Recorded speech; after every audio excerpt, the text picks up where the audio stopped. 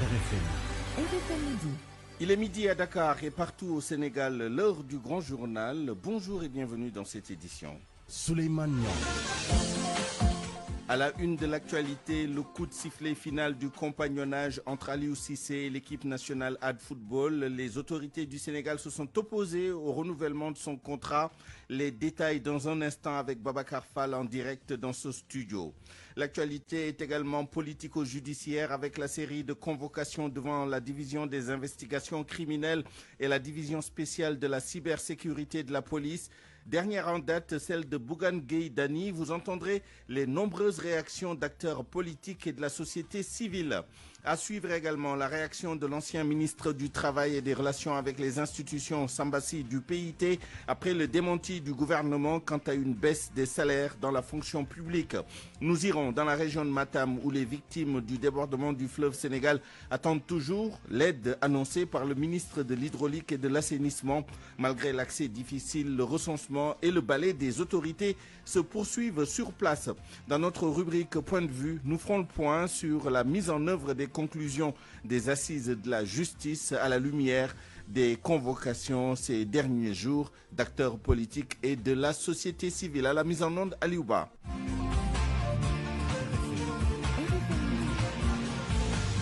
Souleymane Niang. Aliou Cissé et les Lions du Sénégal, c'est fini. La Fédération sénégalaise de football se plie à la volonté de la ministre des Sports. Bonjour Babacar Fall. Bonjour. Les choses sont allées très vite. Oui, Souleymane, la Fédération sénégalaise de football a répondu à la lettre de la ministre des Sports, lettre confidentielle que nos confrères de Sud Quotidien ont relatée en exclusivité dans leur parution du jour. Khady Gaye doit déjà avoir reçu ce midi la réponse de la FSF à qui elle avait écrit pour dire qu'elle ne valide pas la prolongation d'Aliou Cissé. La fédération a répondu donc à la lettre de la ministre pour prendre acte et se plier à la volonté des nouvelles autorités étatiques. Donc, Aliou Cissé n'est plus le sélectionneur des Lions du Sénégal. Un communiqué de la fédération est attendu dans les prochaines minutes, les prochaines heures. Et maintenant, Babacar Fall, qui pour remplacer Aliou Cissé à la tête de l'équipe nationale de football? Est-ce que ce sera Pape Thiaw, qui a été nommé récemment adjoint de Cissé, qui va s'asseoir sur le banc de l'équipe nationale A de football? Une source à la Fédération sénégalaise de foot nous informe que peut-être ce sera un collège, c'est-à-dire un staff composé de 2 ou 3 entraîneurs qui vont assurer l'intérim en attendant la nomination d'un sélectionneur titulaire pour remplacer Aliou Cissé. Ce sera qui? Difficile de deviner pour le moment. La Fédération sénégalaise de football et le ministère des Sports vont-ils jeter leur dévolu sur un technicien sénégalais? Iront-ils chercher un sélectionneur étranger? Hervé Renard a donné ce matin une interview au journal français L'Équipe pour dire qu'il a récemment refusé une offre de la Fédération de football du Nigeria pour diriger les Super Eagles. Il dit attendre une autre proposition. Hervé Renard déclare qu'il vise une équipe nationale qui pourrait jouer la Coupe du Monde 2026. Merci Babacar Fall qui était en direct dans ce studio sur cette grosse actualité. Nous y reviendrons bien naturellement dans le journal des sports et vous entendrez des réactions sur cette fin de compagnonnage, donc la fin du compagnonnage entre Aliou Cissé et l'équipe nationale de football. Pour l'instant, il est 12h et bientôt 5 minutes. RFM. L'info, c'est ici. L'info, c'est ici. Allons à présent à la division spéciale de la cybersécurité de la police nationale ici à Dakar, puisque c'est là où Bougane Gueye Dany est convoqué ce matin et c'est la dernière convocation en date d'une série débutée depuis quelques jours.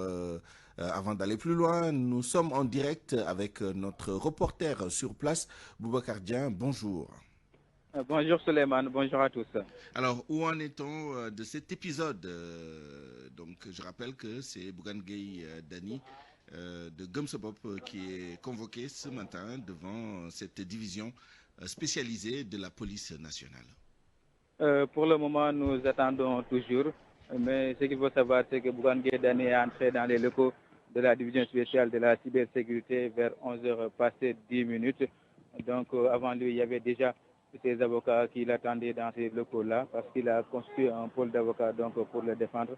Ses avocats étaient déjà là, mais Bougane Gueye Dany, lui, est arrivé vers 11h10 et qu'il a quitté chez lui à la cité Keur Gorgui vers 10h10 et on a vu un Bougane Gueye Dany, leader de Gëm Sa Bopp, très serein, qui affichait un sourire et voilà, en tenue très décontractée, pantalon jean, chemise bleue avec les manches retroussées et un petit sac de voyage noir parce qu'il dit s'être déjà préparé à faire la prison et Ousmane Sonko ne fait que lui faciliter cela. En dehors de Bougane Gueye Dany, il a aussi le soutien de ses camarades de la coalition Sàmm Sa Kàddu. On a vu Anta Babacar Ngom qui était là-bas depuis les premières heures de la matinée. Et ensuite, il y a Thierno Bocoum qui est venu donc les rejoindre. Ils sont venus ensemble ici à la division de la cybersécurité de la police nationale, mais ils n'ont pas pu entrer. Ses camarades de coalition ne sont pas entrés. Seul Bougane Gueye Dany est entré dans les locaux, retrouver ses avocats. Il y a aussi des sympathisants donc, qui attendent en face de la division de la cybersécurité Souleymane. Merci Boubacar Dieng. Nous reviendrons bien naturellement sur cette convocation dans nos prochaines éditions.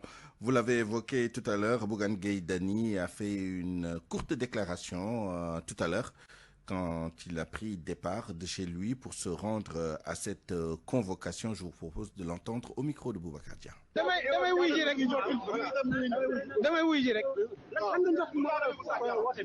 mais man sama sac bi pare naa ko yàgg na pour dem kaso Ousmane Sonko dafa ma koy yombalal rek nañ dem inchallah. Autre réaction, celle d'Anta Babacar Ngom qui est dans la même coalition que Bougane Gueye Dany en vue des prochaines législatives anticipées, celle du 17 novembre dernier, toujours au micro de Boubacar Dieng. C'est totalement normal qu'on vienne soutenir Bougane Gueye Dany qui a reçu sa convocation. Et lui-même est dans cette perspective. Il est normal qu'on l'accompagne. C'est notre ami et c'est notre camarade de coalition, la coalition Sàmm Sa Kàddu. Et donc, il ne peut pas avoir d'autre choix que de venir répondre à cette convocation et savoir réellement ce qu'il en est. Et on voit que la population est derrière nous parce qu'ils veulent la vérité surtout. Et la justice est là et donc on ne doit pas la bafouer, donc c'est normal qu'on vienne soutenir notre camarade. Autre réaction, celle du coordonnateur du F24 qui dénonce ces convocations et autres arrestations notées ces derniers jours. Mamadou Mbodj défend la liberté d'expression. Toutefois, il dit comprendre la volonté des nouvelles autorités de mettre fin à l'impunité. Écoutons Mamadou Mbodj au téléphone avec El Hadj Ndiogou Diène. On est dans une situation très compliquée. En tant que démocrate et défenseur des acquis démocratiques, évidemment, la première réaction est de s'offusquer qu'il y ait des gens arrêtés, des journalistes, des acteurs politiques. Ça, évidemment, c'est tout à fait regrettable parce que ça ne participe pas certainement à la bonne image de la démocratie sénégalaise. Maintenant, il reste que dans le fond, on ne peut pas non plus ne pas prendre en compte la nécessité pour un régime en place d'assumer les ruptures qu'il veut mettre en évidence. Donc, ces ruptures, c'est peut-être aussi de ne pas laisser se pérenniser une certaine impunité. Et peut-être que sous ce rapport-là, évidemment, il y a à redire et à revoir. Il faut que l'on aille jusqu'au bout, qu'on sache exactement qu'est-ce qu'il est reproché, qu'on voit exactement quelle est la démarche de la justice. Parce que lorsque on a condamné ici ce qu'on a appelé les retours de parquet, ce qu'on a appelé les arrestations abusives, on ne veut pas assister au retour du même. Maintenant, si la démarche de la justice ne consiste pas à abuser des arrestations, des gardes à vue, et qu'il y ait une justice qui tranche en fonction des méfaits, des fautes qui sont reprochées, évidemment, on peut considérer qu'une volonté de rupture. Maintenant, à l'état actuel, c'est difficile de se faire une religion par rapport à ça. Et puis, suite à cette vague de convocations et d'arrestations, les droits de l'homiste regrettent cette situation. Selon eux, la démocratie sénégalaise doit rester à l'état et la liberté d'expression est garantie par notre Constitution. Koumbassanian Faye. En 3 jours, déjà 3 convocations. Le chroniqueur de la Sen TV et le journaliste Cheikh Yérim Seck, après leur audition mise en garde à vue, Bougane Gueye, journaliste homme d'affaires, est allé déférer lui aussi à sa convocation.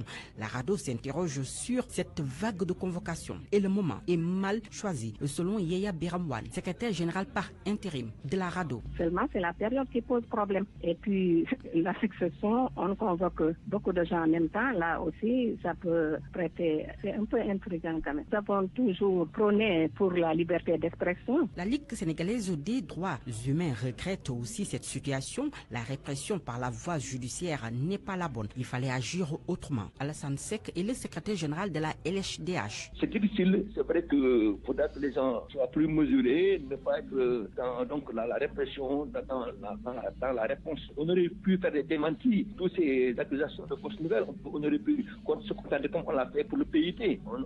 L'État a fait un démenti par son porte-parole. Selon Yaya Biramouane, la liberté d'expression est garantie et ceci doit rester à l'État ici au Sénégal. La liberté d'expression est garantie par notre Constitution et par les instruments internationaux des droits de l'homme. Je pense que les gens aussi sont libres de donner leur opinion. Mais maintenant, on n'a qu'à attendre pour voir la suite. Alassane Seck, lui, convoque la mise en œuvre des réformes de la justice pour plus de liberté d'expression. Encore malheureusement, c'est ça un peu l'handicap, c'est ça un peu la difficulté. Mais nous pensons qu'avec la nouvelle Assemblée nationale, dans les mois à venir, nous arriverons à réformer la justice.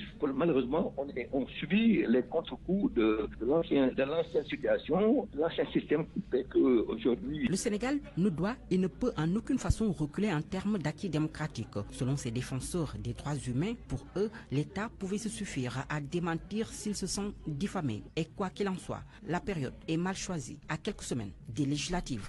Merci Koumbassanian Faye pour ce dossier avec les organisations de défense des droits humains qui regrettent cette situation et pour qui la démocratie sénégalaise doit rester en l'état et pour qui également la liberté d'expression reste garantie par notre Constitution. Restons sur cette actualité avec Reporters sans frontières qui se prononce sur le cas de Cheikh Yérim Seck. Selon Sadibou Marong, Cheikh Yérim Seck est dans son rôle de journaliste, aussi critique que puissent être ses remarques. RSF exige sa libération. Écoutons à ce propos le directeur exécutif de Reporters sans frontières Afrique subsaharienne au micro de Nafissatou Silla. Il est quand même assez déplorable de voir que les démons du passé, presque en train de ressurgir au Sénégal, comme le montre la convocation de plusieurs des journalistes Cheikh Yérim Seck et sa garde à vue. Et je signale que c'est au Sénégal qu'on a vu il y a quelques mois un défilé incessant de journalistes dans les locaux de la police, puis des emprisonnements et des accusations. Et pour le cas de Cheikh Yérim Seck, s'il est établi qu'il a été convoqué pour avoir, au cours d'une émission de télévision, émis des réserves sur des chiffres annoncés par le Premier ministre Sonko, nous estimons qu'il est toujours dans son rôle de journalisme parce que tous les jours et dans tous les pays du monde, des journalistes dans l'exercice de leur fonction peuvent être amenés à faire cela. Et cette différence de ton doit pouvoir être respectée par les nouvelles autorités, même si par ailleurs Cheikh pourrait être réputé très critique des nouvelles autorités sénégalaises. Il n'y a pas de mal pour un journaliste à être critique des autorités. Et de ce que nous avons vu, il est le 3e journaliste convoqué par la police pratiquement depuis le mois de mai-juin. Et nous, à RSF, nous demandons sa libération et rappelons aux autorités sénégalaises de veiller à ce qu'aucun journaliste ne soit privé de liberté pour avoir exercé son métier. À 12h15, venons-en maintenant à la réaction du secrétaire général du PIT après le démenti du gouvernement sur une éventuelle baisse des salaires des fonctionnaires.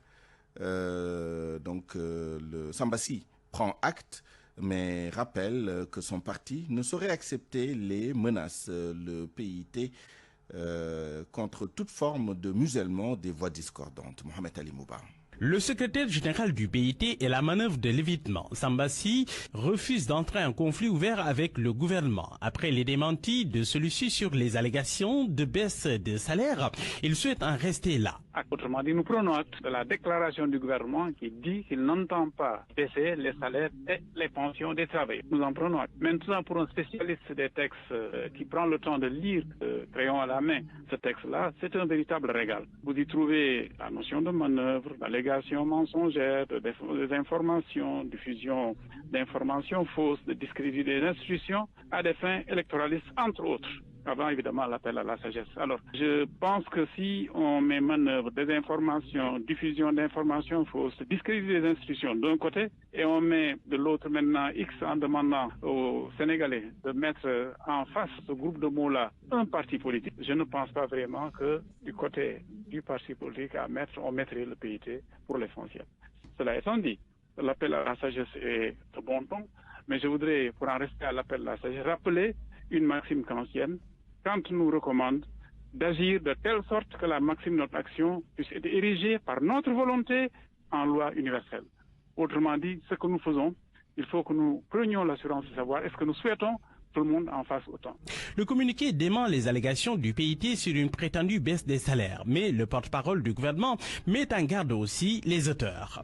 Sambassi affirme avoir décrypté le message. Il semble également que les rédacteurs de ce communiqué-là sont très mal placés pour faire des recommandations de cette nature, parce que quand même, il y a toute l'histoire récente. Maintenant, il y a ce qui sourd de ce texte-là et qui le traverse de long en large, c'est évidemment ces menaces-là dont tous les Sénégal se sont émus hier. Ce n'est pas au PIT, avec tout ce qu'il a traversé et enduré pour que notre pays en soit là où il en est aujourd'hui. Comme en 1994, il s'agit de faire barrage, le slogan « Touche pas à mon salaire » doit devenir dès à présent le cri de ralliement de tous les travailleurs désireux de défendre les acquis obtenus de haute lutte par des générations de travailleurs, avait écrit le PIT dans un communiqué. Le parti dirigé par l'ancien ministre du Travail Sambassi considère qu'un tel choix antisocial s'inscrit dans la logique des régimes politiques qui cyniquement considèrent les salaires des travailleurs comme de simples variables d'ajustement, rappelant tristement les années douloureuses de politique d'ajustement. La réaction du gouvernement, Amadou Moustapha Sarré, le porte-parole, met en garde les auteurs. Il leur rappelle que la désinformation et la diffusion d'informations fausses dans le seul but de discréditer les institutions de la République à des fins électoralistes ne peuvent pas être acceptées. RFM, fréquente modulation 94.0, la radio en puissance. Et on reparle des inondations dans la région de Matam. Plus de 200 familles recensées dans les deux zones du Dandemayo. Une opération difficile pour les agents de l'administration en charge du recensement à cause des routes envahies par les eaux. Les secours annoncés par le ministre de l'Hydraulique ne sont pas encore sur place et la ministre de la Famille est annoncée. Ali Bandelnian. Après le passage du ministre de l'Hydraulique, les recensements des sinistrés se poursuivent. Dans les deux zones du Dandemayo, on dénombre déjà un peu plus de 200 familles. Des populations aux habitations effondrées et d'autres tout simplement sous les eaux des crues. À l'heure actuelle, toutes les localités du Dandemayo sont concernées.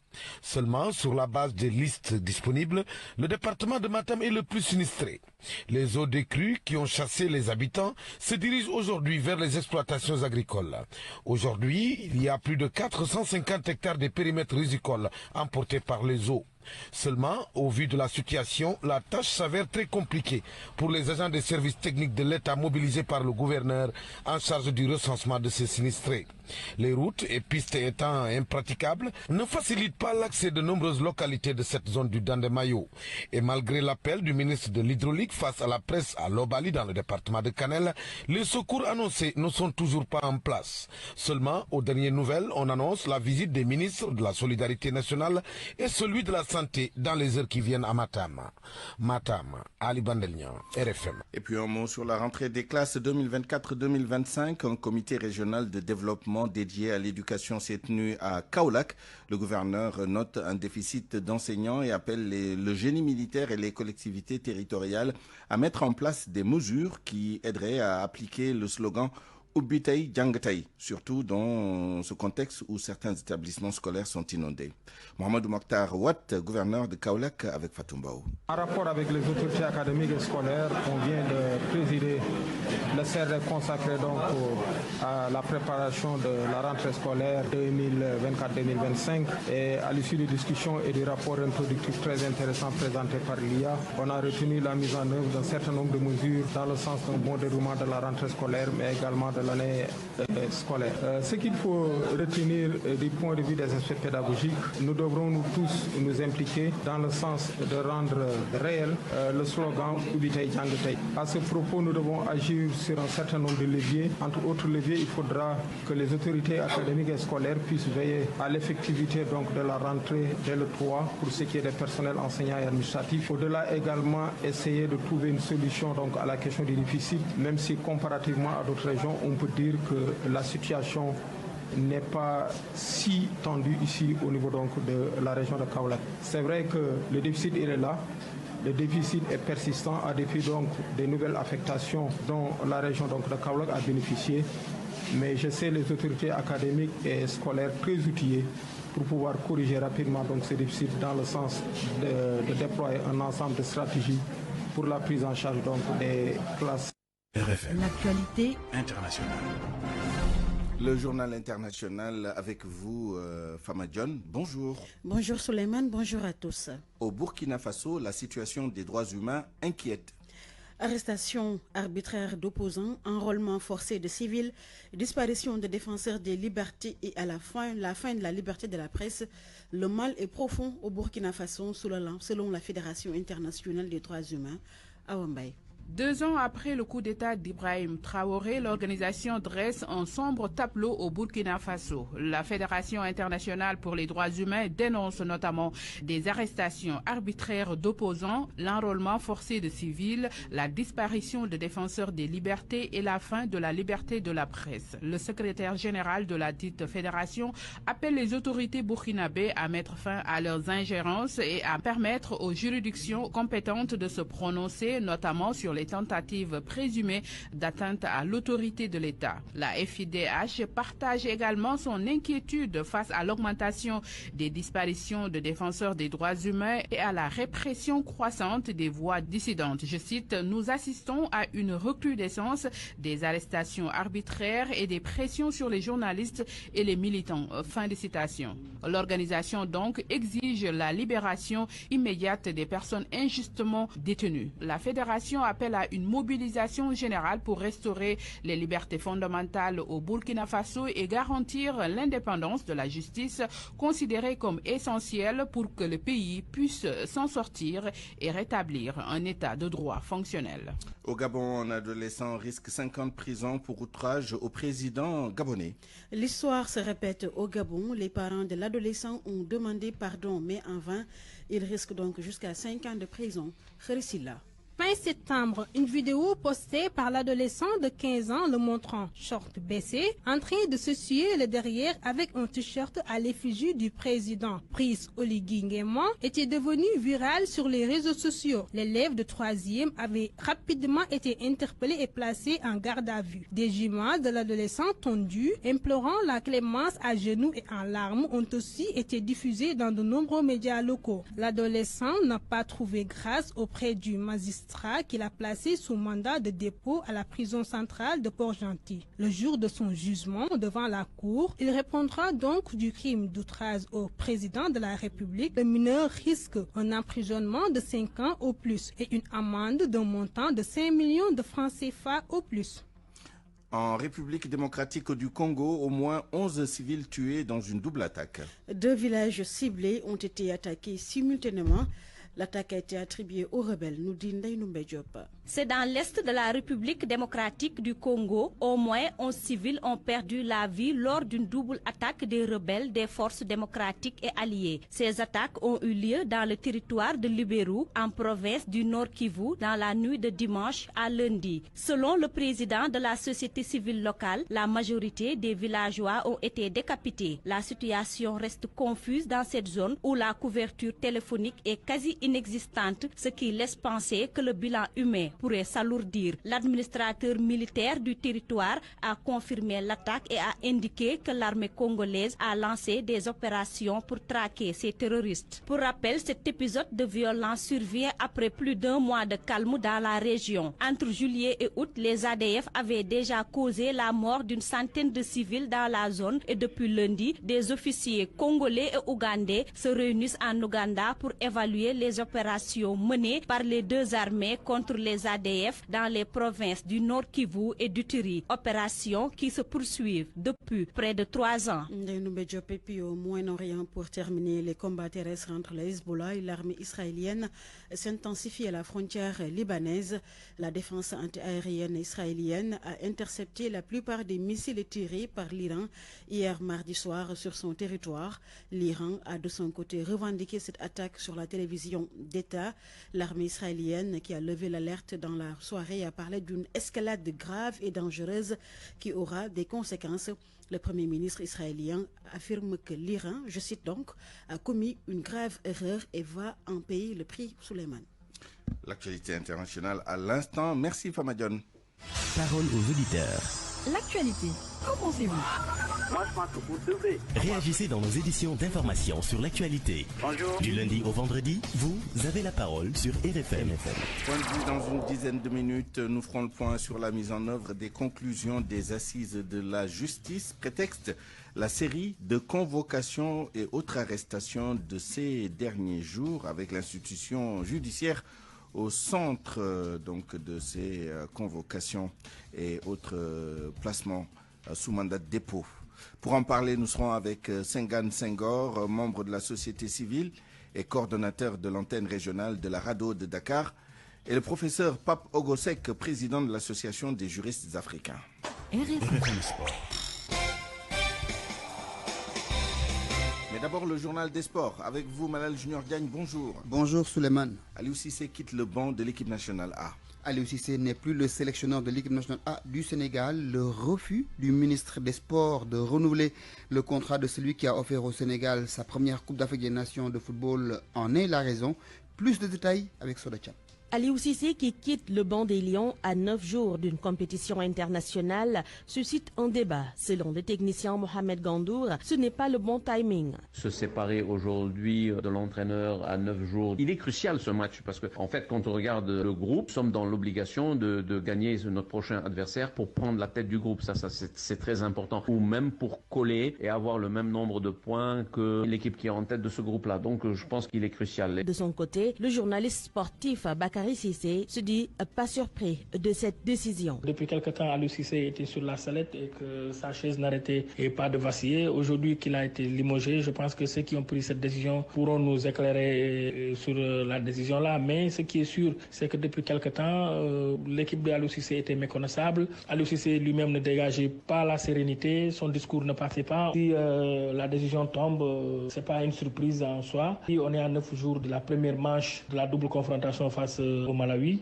mais les joueurs sont des professionnels. Certainement, la Fédération sénégalaise de football va mettre l'accent sur la continuité. Donc, pas de problème s'il y a continuité. Et Dr Gandour pense même que la Fédération sénégalaise de football aurait pu anticiper sur le cas de Aliou Cissé. Au début de l'année, essayer ou prendre en charge le salaire du sélectionneur aurait été beaucoup plus facile pour la fédération, qui se retrouverait beaucoup plus indépendante dans le choix et que ce ne soit pas le ministère qui prenne en charge le salaire de l'entraîneur. Sportivement, j'espère que le choix sera porté sur quelqu'un qui est déjà avec le sélectionneur. Je ne vois qu'une seule personne pour l'instant, c'est Pape Thiaw qui pourrait être dans la continuité. Bonne ou mauvaise nouvelle, en tout cas, le principal concerné a inscrit son nom dans l'histoire du football sénégalais en offrant au Sénégal son premier titre continental remporté lors de la CAN Cameroun 2021. En attendant de savoir qui va diriger le Sénégal les 11 et 15 octobre prochains face à l'équipe du Malawi, parlons de ce jeune gardien sénégalais qui évolue en série B italienne. Ngagne Demba Thiam, c'est son nom. Il est auteur de 4 clean sheets en 7 journées. Abdoulaye Diouf Bar, l'un de nos collaborateurs en Italie, nous parle de ses performances et de ses qualités. Ngagne Demba fait partie des gardiens sénégalais les plus réguliers en Europe. C'est un gardien qui mérite d'être évalué par Tony Silva au sein de la Tania. Ngagne est un excellent gardien. Il est le numéro 1 de la Juve Stabia. Après 7 journées de championnat en Série B, il est à 4 clean sheets. La saison 2023-2024, avec cette même Juve Stabia en Série C, l'équipe de la ville de Gigi Donnarumma du PSG, Castellamare di Stabia, Ngagne avait réalisé 22 clean sheets avec une montée directe en Série B. Le gardien sénégalais avec un passeport italien appartient toujours à la SPAL 2013 de la ville de Ferrara. Ngagne attend toujours son Sénégal après qu'il lui ait refusé la Mauritanie qu'il avait contacté. Sans transition, parlons de la Ligue des Champions. C'est toujours le football européen. On joue la suite de la deuxième journée cet après-midi. Le Real, champion d'Europe en titre, est en déplacement en France pour défier l'équipe de Lille. Mbappé est annoncé dans le groupe qui fera le déplacement. Benfica Lisbonne joue contre l'équipe de l'Atlético de Madrid. L'équipe de Dynamo Zagreb défiera l'AS Monaco de Lamine Camara et de Crépin Diatta. Liverpool, leader de la première ligue, joue contre les Italiens de Bologne. La Juve en déplacement en Allemagne pour défier Leipzig. Aston Villa reçoit le Bayern de Munich et le club de Bruges va jouer contre l'équipe de Stroom grâce à 19h Suleiman. Merci Malal Junior Diagne. La presse du jour, lue et commentée par Mohamed Ali Mouba. Bonjour. À la une, Ousmane Sonko et Diomaye Faye, le régime de la terreur. Le Sénégal bascule-t-il vers un régime fermé de type autoritaire, voire dictatorial? En tout cas, depuis le début de la nouvelle alternance, les opposants, journalistes et autres sont à la peine. Les convocations à la police et autres gardes à vue se multiplient, ou même la prison. Bosby le jour qui pointe la matraque parle de défilé de voix divergentes à la police. Le journal résume les derniers abus du régime de la terreur. Kaderia, le chroniqueur de des médias, risque la prison pour diffusion de fausses nouvelles. Le journaliste analyste politique Cheikh Yérim Seck, placé en garde à vue depuis hier. Bougane Gueye Dany lui est attendu à la police. Sam Sakadou dénonce une volonté cynique de Sonko et Diomaye de museler les adversaires politiques. Là se résume l'atmosphère qui prévaut par un substantif marqué au fer rouge, terreur chez les opposants de Diomaye et de Ousmane Sonko. Le droit de l'hommiste est non moins patron d'Africa Yam Center élève le ton dans le journal. Il dit on assiste à des dérives et le signal est inquiétant et de demander aux organisations de la société civile d'intervenir pour ne pas passer pour des complices. C'est que pour Fadel Barro, c'est du maquis sans maquis, il n'y a jamais eu de rupture. Ceux qui ont littéralement inondé l'Assemblée nationale de discours injurieux utilisés à outrance, la presse sénégalaise pour des attaques très souvent détestables, cherchées systématiquement à dénigrer d'honnêtes citoyens, sont allergiques à la critique. S'emporte Thierno Alassane Sall qui s'est confié au même journal qui nous dit que la justice sénégalaise carbure à plein régime. Commentaire de sucré salé du quotidien après Macky, les nouvelles formes de répression. La police reprend du service, la DIC notamment. Les gens qui dénonçaient la répression sous l'ère Macky allant jusqu'à parler de prisonniers politiques semblent veiller à remplacer au plus vite tous les détenus que Macky avait fait relaxer au mois de mars. Comme quoi, note la publication, la parole d'un politicien est juste une question de posture. À moins d'un an de pouvoir, beaucoup de Sénégalais ne voient toujours pas de différence avec ce qu'ils avaient vécu pendant 12 ans. Avec la seule différence que Macky Sall n'agissait pas dans la brutalité et la menace. Pendant ce temps, Gorgorlou continue de s'empêtrer dans la crise, la galère économique, la mine des mauvais jours, les jours sans pain ou presque. Les denrées alimentaires coûtent les yeux de la tête. Le marché toujours sous pression, alerte Sud Quotidien. Le reporter du journal Sud Quotidien a effectué un tour dans quelques marchés de la capitale. Là-bas, on parle de pression insoutenable. Tribune avertit Ousmane Sonko et Diomaye Faye, la cherté de la vie, le chômage, la morosité de l'économie risquent d'être les véritables adversaires de PASTEF aux prochaines législatives, car à ce jour, l'activité économique a du mal à repartir. Ça ne décolle toujours pas. Mais le gouvernement est toujours optimiste. La volonté qui lui est prêtée de baisser les salaires des fonctionnaires pour faire face à la morosité ambiante vente. 10 pipeaux, ce n'est pas vrai, a dit le gouvernement dans Le Soleil. Oui, un communiqué qui refute les allégations du PIT. Le communiqué parle de manœuvres de désinformation inacceptables. À la une du journal Bës Bi Le Jour, audit général des finances publiques, cher débat tourne autour du pot, alors que son nom était au centre des spéculations autour de l'audit général des finances publiques ayant révélé des détournements de fonds et une falsification des chiffres. Le ministre des Finances et du Budget a livré ce mardi donc sa première réaction. Cher débat, dont la responsabilité, vous le savez, est pointée du doigt en tant que directeur de la programmation budgétaire sous Macky Sall, n'a même pas effleuré ces accusations. Dans le journal Le Quotidien, la crue débordante du fleuve Sénégal, le Dandemayo s'envoie. La conséquence donc, la zone coupée du reste du pays, impact sur la situation sanitaire et alimentaire des populations sur place. Et puis sport pour boucler, prolongation du contrat du sélectionneur de l'équipe nationale de foot du Sénégal, l'État digne à Aliou Cissé. Le journal Sud note que c'est la fin de l'idylle entre Aliou Cissé et l'équipe nationale. Dans une lettre confidentielle envoyée à la Fédération sénégalaise de foot, le ministre de la Jeunesse, des Sports et de la Culture, Pierre Peyer, vous le savez, a notifié à l'instance fédérale sa désapprobation quant au prolongement pour un an de contrat entre l'ancien capitaine des Lions et notre pays. Selon les sources de Sud Quotidien, la Fédération sénégalaise de foot, dont le comité d'urgence s'est réuni hier, mardi 1er octobre, devrait donc rendre publique la décision de l'État ce mercredi 2 octobre. Une situation inédite à 72 heures seulement de la publication de la liste des joueurs retenus pour la double confrontation face au Malawi le 11 octobre à Dakar et le 15 octobre à Lilongwe, comptant pour les 3e et 4e journées des qualifications pour la Coupe d'Afrique des Nations prévues au Maroc du 21 décembre 2025 au 18 janvier 2026. Bon lutte à tous. Parole aux auditeurs. L'actualité, qu'en pensez-vous?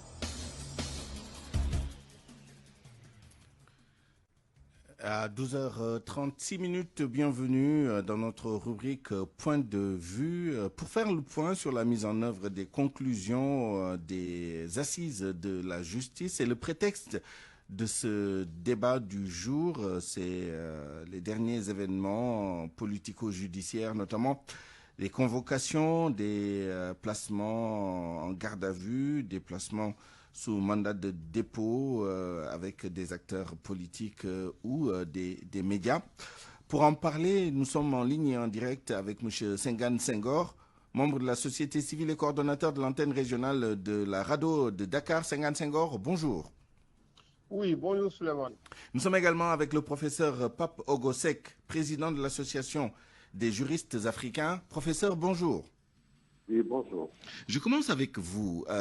Quand on regarde la question sous le prisme des derniers avatars ou événements qui se sont produits, notamment la convocation d'acteurs politiques ou de la société civile devant des démembrements de la police ou le déferment de certains d'entre eux devant le procureur de la République, est-ce que vous avez le sentiment que les assises de la justice qui se sont tenues quelques semaines seulement après la mise en place du régime ou du pouvoir du président Bassirou Diomaye Diakhar Faye, est-ce que ces assises-là portent leurs fruits ou est-ce que ça a changé quelque chose d'après vous?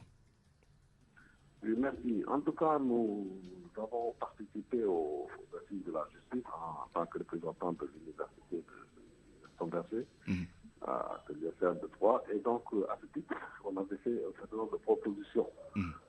Mais il se trouve que jusqu'à présent, il y a des décisions qui doivent être prises et qui ne sont pas encore prises. Et donc, nous attendons à ce que l'État puisse quand même mettre en place un certain nombre de dispositifs de façon à ce que les préoccupations des assises soient bien prises en compte dans le cadre du fonctionnement de la justice au Sénégal. Spécifiquement, quelles sont peut-être les 2-3 mesures qui auraient pu peut-être avoir une influence sur le cours des événements de ces dernières semaines, de ces derniers jours? Bon, par exemple, la présence de l'exécutif au niveau du Conseil supérieur de la magistrature, bon, cette question n'a toujours pas été réglée. Il y a aussi un certain nombre de conclusions concernant les moyens, la question de l'indépendance de la justice, comment faire pour renforcer l'indépendance. Donc il y a un ensemble d'idées qui avaient été émises et dont nous attendons encore les suites. La mise en œuvre, n'est-ce pas? Nous reviendrons tout à l'heure un peu plus en détail justement sur les propositions phares de ces assises. Et je rappelle, vous l'avez souligné tout à l'heure, vous avez pris part à ces assises en tant que représentant de l'université. Senghane Senghor, je rappelle que vous êtes membre de la société civile et coordonnateur de l'antenne régionale de la RADDHO de Dakar. Un mot peut-être, puisque je pense que depuis lors, nous n'avons pas eu l'opportunité de vous interroger sur les événements de ces derniers jours, les convocations et autres développements judiciaires de certains dossiers, et plus globalement, justement, le lien qu'on pourrait faire entre ces assises de la justice et les 10 événements. Comment une application des conclusions de ces assises auraient pu permettre d'éviter ce genre de situation d'après vous? Oui, merci Souleymane pour l'invitation. Merci aussi à mon co-débatteur, le professeur Ogosek. Oui, c'est vrai que depuis un bon moment, nous assistons encore au retour d'une situation que nous pensions dépasser. C'est-à-dire des acteurs qui sont convoqués à la police pour souvent des déclarations faites par-ci, par-cela dans les médias.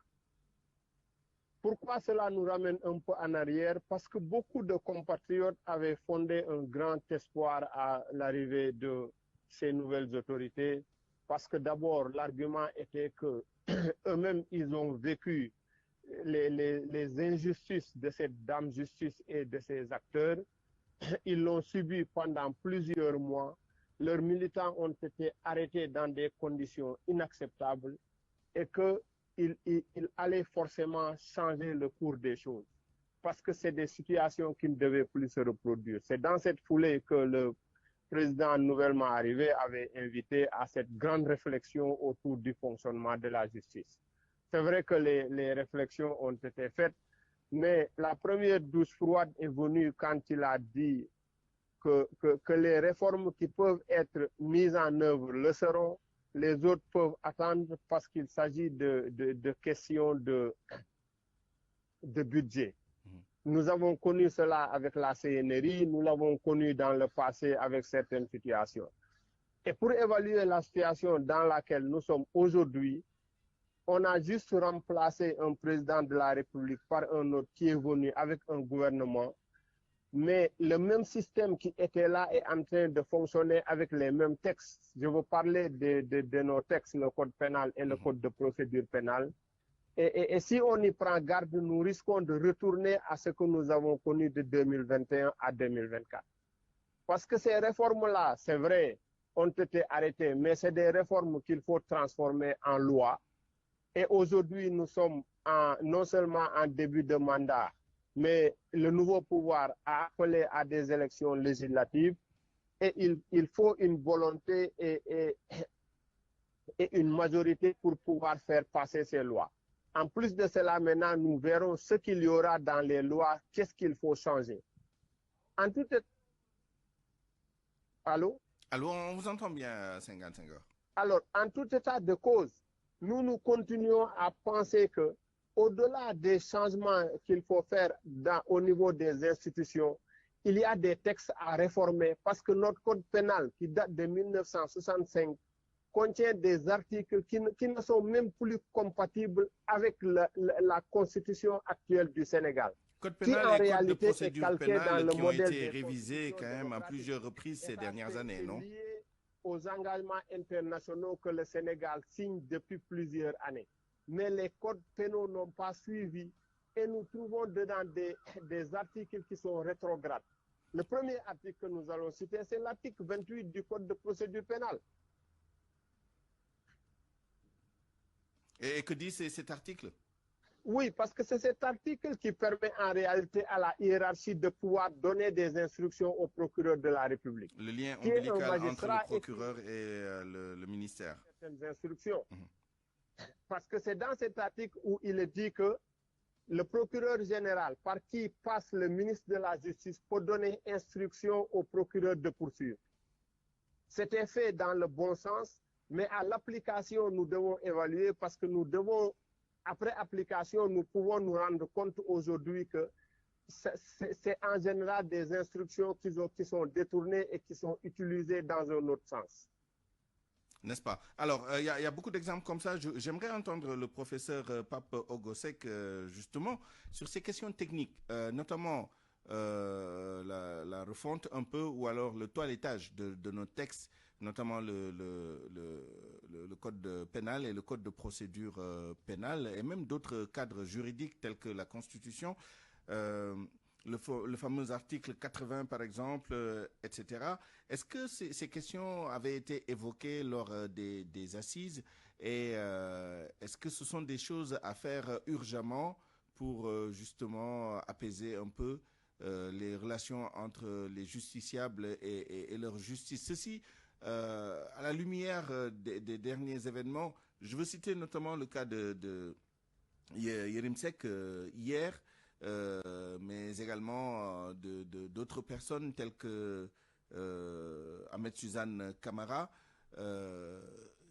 Quels sont les enjeux justement de cette mise en œuvre des conclusions des assises par rapport aux événements qui se sont passés? Quels sont les points clés, les points critiques qu'il faut adresser le plus rapidement possible? Oui, merci beaucoup. Alors, concernant les questions pénales, donc il était question au niveau des assises de créer une commission technique qui serait chargée de nettoyer, de faire le toilettage du code pénal et du code de procédure pénale, ainsi que d'autres textes. Mais à notre connaissance, cette commission n'a pas encore été mise sur pied. Donc, nous attendons à ce que des spécialistes, des professionnels du droit pénal soient convoqués et qu'ils réfléchissent par rapport à ces questions purement techniques sur le rôle du procureur, sa présence et tout ça. Mais ce qui est à retenir, c'est que concernant l'indépendance justement de la justice, parce que tout ça tourne autour de la question de l'indépendance, la justice sénégalaise, elle est indépendante dans la Constitution. Donc maintenant, les juges n'ont de vérifier que la loi, ça c'est dans la Constitution. Maintenant, il y a d'autres questions concernant l'affectation des magistrats, concernant leur carrière, concernant les moyens financiers, parce que si en pleine audience, un juge est obligé de demander à un gestionnaire d'un ministère des moyens de continuer son procès, ce sont des questions financières qu'il faudrait régler. Et donc, il y a à ce niveau un certain nombre de réformes qu'on attendait. Maintenant, par rapport au dossier en cours, nous, en tant que juristes, ça, c'est une position de principe. Nous nous abstenons souvent de faire des commentaires sur les procès en cours, des instructions en cours. Ça, c'est un principe fondamental du droit pour ne pas influencer, si vous voulez, le cours des choses. Donc, il faut laisser à la justice le soin de faire son travail. Mais on peut rester sur les principes, justement, par rapport à la toute-puissance du procureur et aussi par rapport à la question du juge des libertés. Cette facilité avec laquelle les gens peuvent être placés sous mandat de dépôt en attendant que l'instruction aboutisse et tout le temps que les gens restent là-bas. Je ne vais pas citer de cas spécifiques en ce qui nous concerne, mais tout le monde sait de quoi je parle. Sur ces deux questions également, qu'est-ce que vous en pensez et quel est l'état d'avancement? Bon, le juge de liberté, c'était une proposition également des assises. Et ça permettrait un peu de contrebalancer les pouvoirs parfois trop importants du procureur de la République. Et là, les spécialistes qui étaient là-bas l'ont dit et souligné. Maintenant, nous attendons aussi à ce que ce juge de liberté soit institué. Maintenant, concernant l'ensemble de ces procès-là, donc tout ce qu'on peut dire, c'est que par principe, en restant sur les principes, nous sommes tous d'accord pour dire que la liberté est fondamentale dans le cadre d'une démocratie. Mais cette liberté est toujours encadrée par le droit. Donc, que ce soit les autorités au pouvoir, que ce soit les membres de l'opposition, il y a toujours une ligne qu'il ne faut pas franchir, c'est du rouge. C'est ça qui permet de garantir l'équilibre dans le fonctionnement de la société. Maintenant, l'article 80, certains sont pour la suppression de cet article, d'autres sont contre. Donc là, il appartiendra au principal concerné, c'est le chef de l'État lui-même, d'en décider. Est-ce qu'il faut supprimer cet article 80 ou pas, parce que certains pensent que c'est une menace par rapport à la liberté. Mais en tant que juriste, nous ne pouvons que faire confiance, si vous voulez, à la justice, faire confiance à nos forces de police et d'enquête pour que ces affaires puissent aboutir en droit. On ne peut pas trop s'avancer parce que nous n'avons pas des éléments d'appréciation de quelques dossiers que ce soit. Et comme je le disais tantôt, pour les dossiers en cours, nous nous abstenons de faire un commentaire. Et on le comprend. Et nous faisons confiance à la justice. Voilà. On comprend. Merci en tout cas pour tous ces éclairages, professeur Pop Ogosek, président de l'Association des juristes africains. Dernière question pour vous, Senghane Senghor. Peut-être une lecture plus ou moins politique de ces événements politico-judiciaires.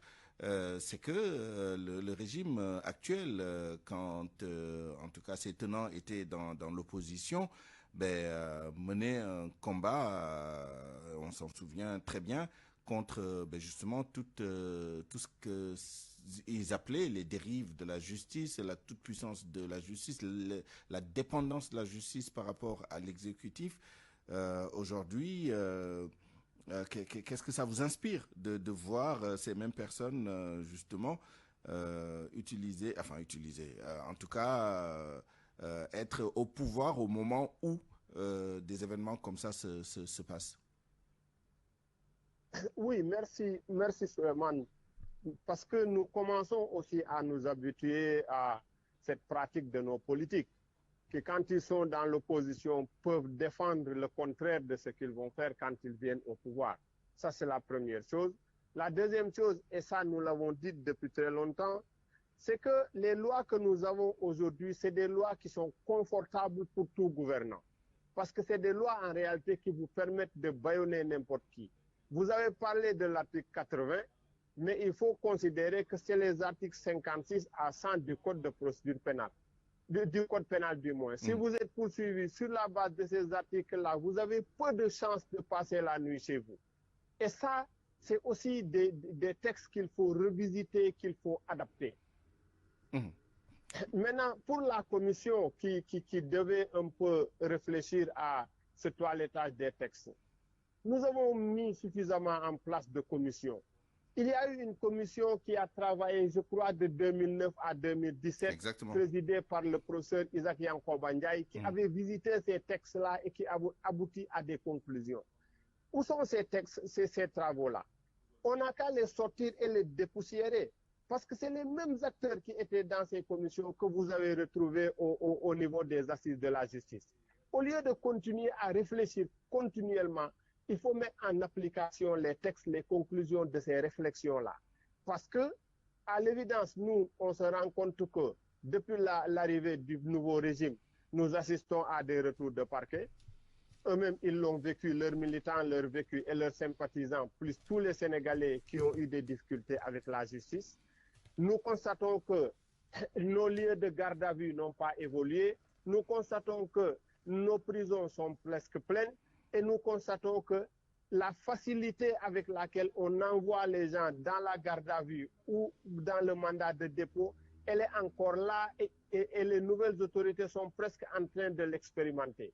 Merci. En notre qualité de militants de droits de l'homme, ce qu'il nous faut, nous, ce que nous devons faire, c'est une obligation presque pour nous, c'est d'alerter afin d'éviter qu'on arrive encore à une certaine situation. Merci. Parce que nous aussi, nous avons le droit d'aller travailler, de nous reposer et vraiment d'aller faire autre chose que de continuer à discuter sur des questions de liberté d'expression. Merci Senghane Senghor, membre de la société civile et coordonnateur de l'antenne régionale de la radio de Dakar. Nous vous retrouvons tous les deux dans la version Wolof de ce débat. C'est la fin de cette édition à 12h54. Je vous remercie de l'avoir suivi.